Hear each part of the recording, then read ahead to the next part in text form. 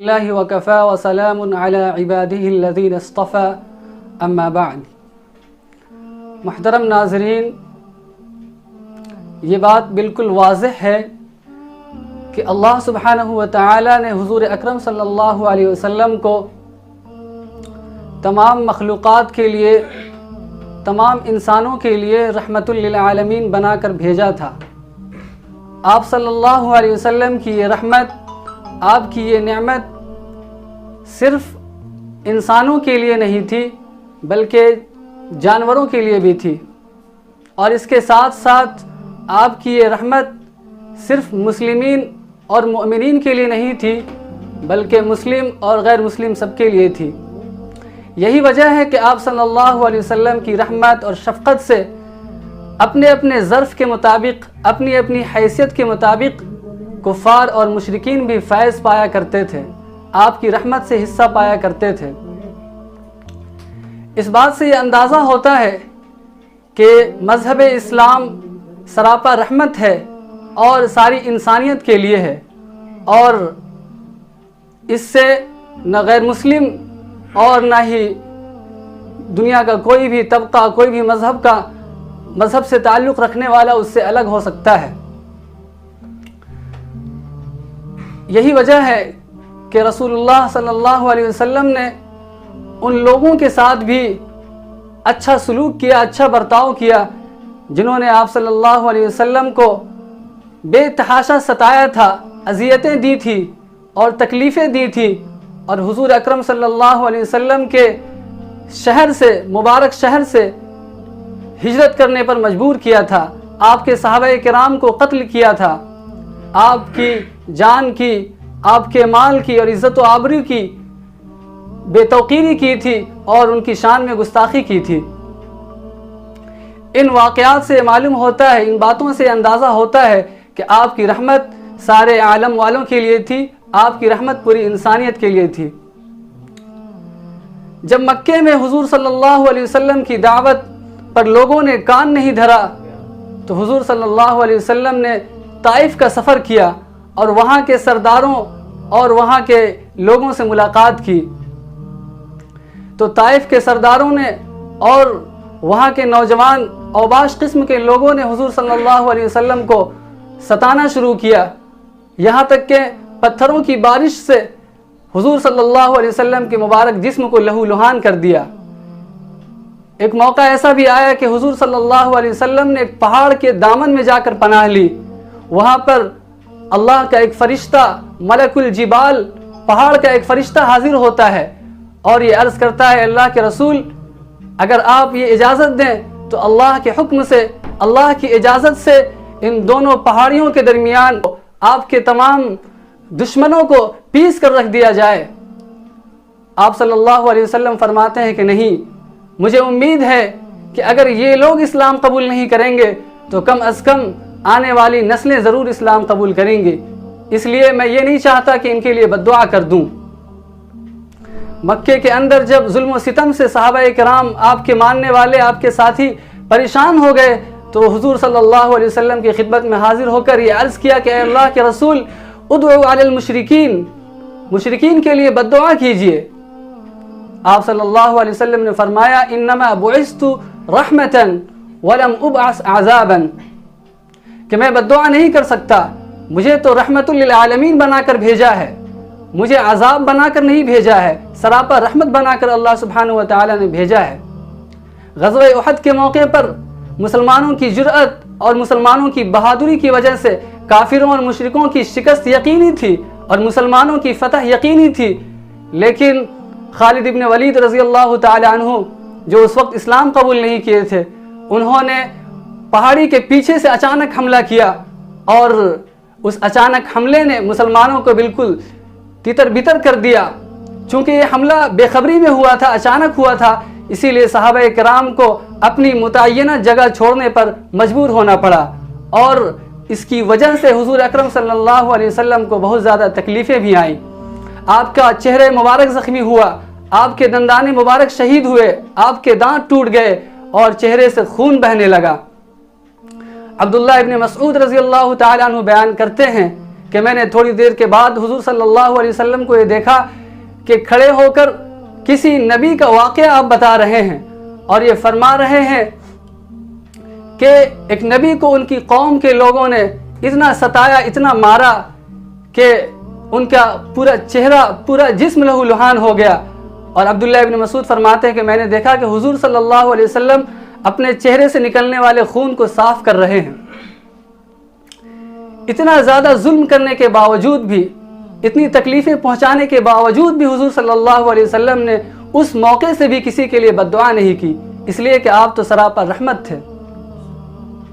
بلکہ آپ صلی اللہ علیہ وسلم نے اس موقع پر فرمایا اللہم اغفر لقومی فإنہم لا یعلمون، اے اللہ میری اس قوم کی مغفرت فرما، میری اس قوم کو معاف فرما دے، اس لیے کہ یہ لوگ عقل نہیں رکھتے، علم نہیں رکھتے اور ناواقفیت کی بنیاد پر اپنے نبی کے ساتھ یہ معاملہ یہ کر رہے ہیں۔ حضرت انس رضی اللہ تعالیٰ عنہ فرماتے ہیں کہ شہر مکہ سے تھوڑا باہر، شہر مکہ سے باہر نکل کر ایک جبل ہے، ایک پہاڑ ہے جس کو جبل تنعیم کہا جاتا ہے۔ وہاں پر ایک واقعہ پیش آیا کہ 80 لوگوں نے، 80 کفار مکہ نے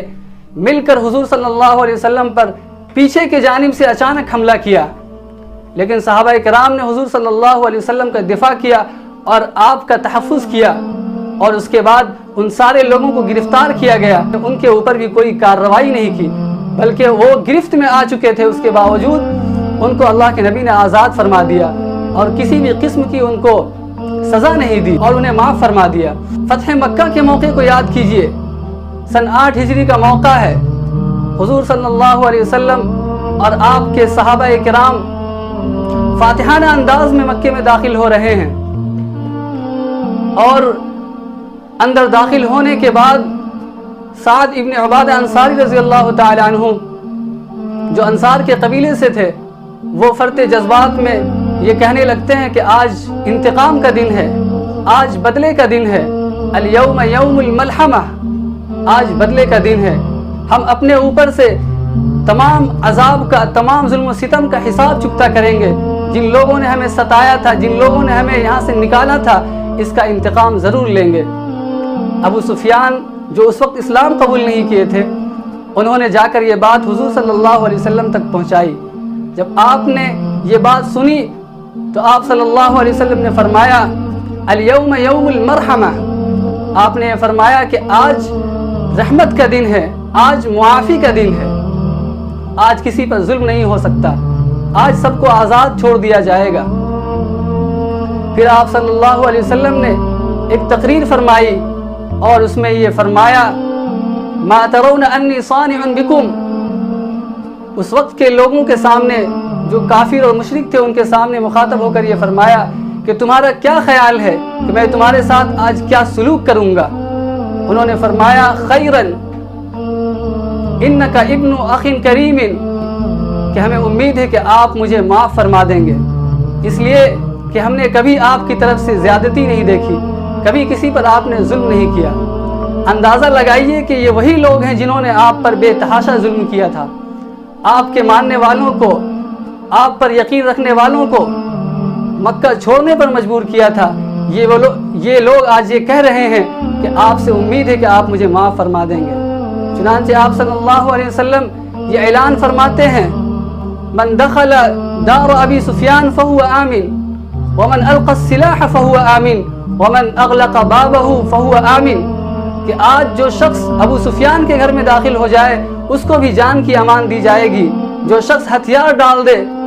اس کو بھی امان دی جائے گی، اور جو شخص اپنے گھر میں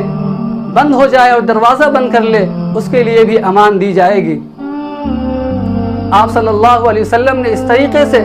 اپنے جانی دشمنوں کو معاف فرما دیا اور فرمایا لا تثریب علیکم اليوم اذهبوا انتم الطلقاء، آج تم پر کوئی جبر نہیں، کوئی زیادتی نہیں، کوئی انتقامی کارروائی نہیں، تمہیں آزاد کیا جاتا ہے۔ عبداللہ ابن مسعود رضی اللہ تعالیٰ عنہ بیان فرماتے ہیں کہ فتح مکہ سے قبل مکے میں ایک مرتبہ زبردست تنگ دستی اور قحط سالی آئی، لوگ بھوکوں مرنے لگے، بارش نہیں ہو رہی تھی، لوگ آسمان کی طرف دیکھتے تھے تو سوائے بادل کے کچھ نظر نہیں آتا تھا، اور دھواں دھواں سا نظر آتا تھا، امید کی کوئی کرن نہیں تھی۔ لوگ پریشان ہو گئے، کھانے کے لالے پڑنے لگے اور ہڈیاں اور چمڑے کھا کھا کر اپنی زندگی بچانے کی کوشش کرنے لگے۔ چنانچہ لوگ جمع ہوئے اور ابو سفیان کو اپنا نمائندہ اور پریزنٹیٹیو بنا کر بھیجا حضور کے پاس کہ تم جاؤ مدینے اور حضور صلی اللہ علیہ وسلم سے یہ درخواست کرو کہ قریش والوں کے لیے، مکہ والوں کے لیے دعا کریں کہ اللہ سبحانہ و تعالی بارش برسا دے۔ چنانچہ ابو سفیان حضور کی خدمت میں حاضر ہوتے ہیں اور دعا کی درخواست فرماتے ہیں، کہتے ہیں کہ اے محمد، اپنی قوم کے لوگوں کے لیے دعا کیجئے، قریش کے لوگوں کے لیے دعا کیجئے، اگر آپ نے دعا نہیں کی تو ان کی ہلاکت میں کوئی شک نہیں۔ آپ صلی اللہ علیہ وسلم بارگاہ عزی میں ہاتھ اٹھاتے ہیں اور دعا فرماتے ہیں کہ اے اللہ، ان کے اوپر سے جو تنگدستی اور قحط سالی آئی ہے، خشک سالی آئی ہے، اس کو دور فرما دے اور بارش برسا دے۔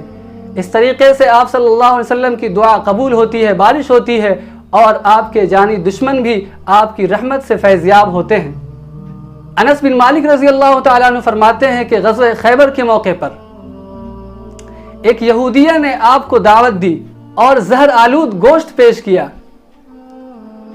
آپ کے ساتھ ایک صحابی کھانے میں شریک تھے جن کا نام بشیر بن برا بتلایا جاتا ہے۔ انہوں نے جو ہی گوشت کا ایک لقمہ اپنے پیٹ میں ڈالا، اس زہر کی زہرناکی سے اور شدت اور سختی سے فوراً اسی وقت شہید ہو گئے۔ آپ نے بھی ایک لقمہ اپنے پیٹ میں ڈالا اور فوراً ہی اس گوشت سے آواز آئی، میرے اندر زہر ملایا گیا ہے، اس کو آپ نہ کھائیں۔ لیکن پھر بھی آپ صلی اللہ علیہ وسلم کی وفات تک اس زہر کی شدت اور سختی محسوس ہوتی رہی۔ آپ حضرت عائشہ صدیقہ رضی اللہ تعالی عنہ سے فرماتے تھے کہ خیبر کا گوشت جس میں وہ زہر ملایا گیا تھا، اس کی شدت اپنی انتڑیوں میں آج تک محسوس کرتا ہوں۔ اس قدر حضور صلی اللہ علیہ وسلم کے ساتھ زیادتیاں کی گئی، آپ کے صحابہ کے ساتھ زیادتیاں کی گئی، لیکن آپ صلی اللہ علیہ وسلم نے کسی کو بھی تکلیف نہیں دی۔ اس عورت کو گرفتار کیا گیا اور اسے پوچھا گیا کہ تم نے ایسا کیوں کیا؟ اس عورت نے برملا جواب دیا کہ میں نے چاہا کہ میں آپ کو قتل کر دوں، آپ کو مار ڈالوں۔ صحابہ اکرام نے بار بار اجازت چاہی کہ اللہ کے رسول اجازت دیں کہ میں اس کو قتل کر دوں، لیکن آپ نے بار بار منع فرما دیا اور اس کو جان کی معافی دے دی، امان دے دی۔ یہ تو امن کی بات ہے، حالت جنگ کی بھی بات سنیے۔ آپ صلی اللہ علیہ وسلم نے جنگ کے میدان کے تعلق سے بھی ہدایات اور تعلیمات دی ہیں۔ آپ نے فرمایا کہ دیکھو، کسی بھی عورت کو، کسی بھی بچے کو، کسی بھی کمزور کو جو ہتھیار نہ اٹھا سکے، کسی بوڑھے کو اور کسی پنڈت اور پجاری کو بھی تکلیف نہ پہنچانا، چونکہ یہ لوگ عام طور پر جنگ میں شرکت نہیں کرتے۔ آپ صلی اللہ علیہ وسلم کی رحمت اور شفقت اور لطف اور مہربانی سے ساری دنیا نے فیض اٹھایا، ساری دنیا نے فائدہ اٹھایا، اور یہاں تک کہ جانوروں اور کیڑے مکوڑوں نے بھی فائدہ اٹھایا ہے۔ اس سے یہ اندازہ ہوتا ہے، معلوم ہوتا ہے کہ اسلام سراپا رحمت، سراپا امن، سراپا شفقت والا مذہب ہے۔ اس کا دہشت گردی سے کوئی تعلق نہیں ہے۔ جو لوگ اسلام پر بلا وجہ الزامات لگاتے ہیں، انہیں از سر نو اسلام کا مطالعہ کرنا چاہیے اور حضور کی رحمت للعالمین سے خود بھی فائدہ اٹھانے کی کوشش کرنی چاہیے۔ اللہ سبحانہ و تعالی سے دعا ہے کہ ہمیں ان باتوں پر عمل کی توفیق عطا فرمائے۔ وآخر دعوانا